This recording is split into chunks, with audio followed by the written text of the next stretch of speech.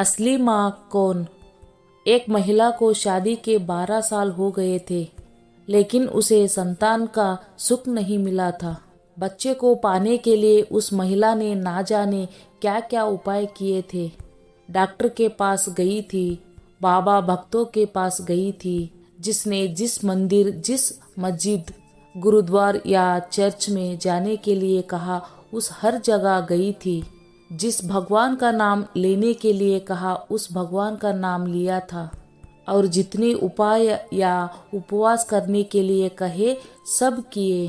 कहते हैं न कि अगर दिल से और तन मन धन से कोई चीज़ चाहो तो मिल ही जाती है। इस महिला को भी उसकी तपस्या का वरदान उसके बेटे के रूप में मिल ही गया। 12 सालों की दुख, दर्द और पीड़ा अपने बेटे का चेहरा देखते ही सुख, खुशी और संतुष्टि में बदल गया। लेकिन तभी शायद उसकी तपस्या बाकी थी। शायद भगवान को अभी उसकी और परीक्षा लेनी थी। जब उसका बच्चा 1 वर्ष का हुआ तो एक दूसरी महिला ने उसका बच्चा चुरा लिया। सोचिए उस माँ की मनस्थिति क्या होगी, जिसने दुनिया में सबसे ज़्यादा जिस बच्चे के लिए अपनी जिंदगी जी थी, उससे उसका बच्चा ही छीन गया। उसे ऐसा लगा जैसे किसी ने उसका बच्चा नहीं, उसके शरीर से उसकी आत्मा ही चुरा ली हो। उस दिन से उस माँ का जैसा खाना पीना सोना सब छूट गया था। उसे ना भूख लगती थी, ना प्यास लगती थी, ना नींद आती थी। हार मान जाए ओ माँ कैसी। अपने बच्चे को ढूंढने में उसने जमीन आसमान एक कर दिया, और आखिरकार उसने अपने बच्चे का पता लगा ही लिया। वो पहुंच गई उस चोर महिला के पास अपने बच्चे को वापस लेने के लिए। जब बच्चे की माँ ने उस चोर महिला से अपने बच्चे को वापस पाना चाहा तो वो महिला ऐसा जताने लगी जैसे वो उसका खुद का बच्चा हो। जब बच्चे की माँ को लगा किसी भी तरह से बात बनती नजर नहीं आ रही है, तब वो इस मुद्दे को राजा के पास लेकर गई।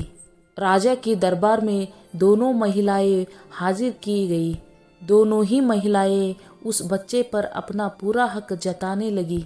राजा और उसके सभी दरबारी काफी आश्चर्यचकित और हैरान हो गए, क्योंकि बच्चे की सच्ची माँ को पहचानने के लिए उन्होंने जितने भी सवाल बच्चे के बारे में दोनों ही महिलाओं से किया, जो उसकी आदतें, उसकी पसंद या उसके निशाने के बारे में थे, दोनों ही महिलाएं उसका सही सही जवाब दे रही थी। जब इस समस्या का समाधान निकलता नजर नहीं आ रहा था तो राजा ने अपने खास और सबसे समझदार मंत्री से इसका विचारण करने के लिए कहा। मंत्री ने बिना 1 मिनट की देरी किए तुरंत राजा से कहा कि महाराज, मुझे लगता है कि ये दोनों ही इस बच्चे की माँ है। इन दोनों का ही उस बच्चे पर बराबर का हक है। अगर आपको न्याय ही करना है तो सबसे बेहतर तरीका यही होगा कि आप बच्चे के 2 टुकड़े कर दीजिए और एक एक टुकड़ा दोनों माओं को बांट दीजिए।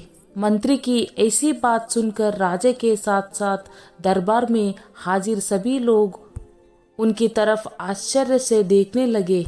राजा ने सोचा कि मंत्री के ऐसी मूर्खतापूर्ण बातों के पीछे जरूर कोई रहस्य होगा। वो बिना सोचे समझे ऐसी बात कभी नहीं कर सकते। राजा ने तुरंत अपने सिपाहियों से कहा कि मंत्री की बात पर अमल किया जाए और इस बच्चे के 2 टुकड़े कर दीजिए।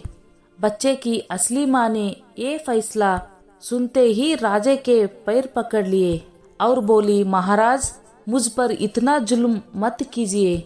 आप चाहे तो बच्चे को उस महिला को दे दीजिए, लेकिन उसके 2 टुकड़े मत करिए। मेरा बच्चा मेरे पास नहीं रहा तो चलेगा, इस दुनिया में तो रहेगा। मंत्री जी ने राजे से कहा, महाराज, यही उस बच्चे की असली माँ है और जो वहाँ पर शांत खड़ी है वो है चोर। राजा ने तुरंत उस बच्चे को उसके असली माँ को सौंपने के लिए कहा और उस चोर महिला को फांसी का सजा सुनाई।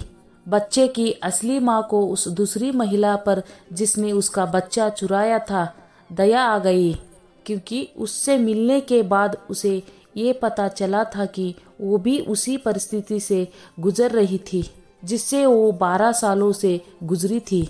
इस महिला ने अपने बांझपन के चलते अपनी गोद भरने के लिए उस बच्चे को चुराया था और चुराने के बाद भी वो उस बच्चे को अपनी खुद के बेटे की तरह प्यार करती थी। बच्चे की असली माँ ने दरबार में विनती कर उस महिला को माफ करने के लिए कहा।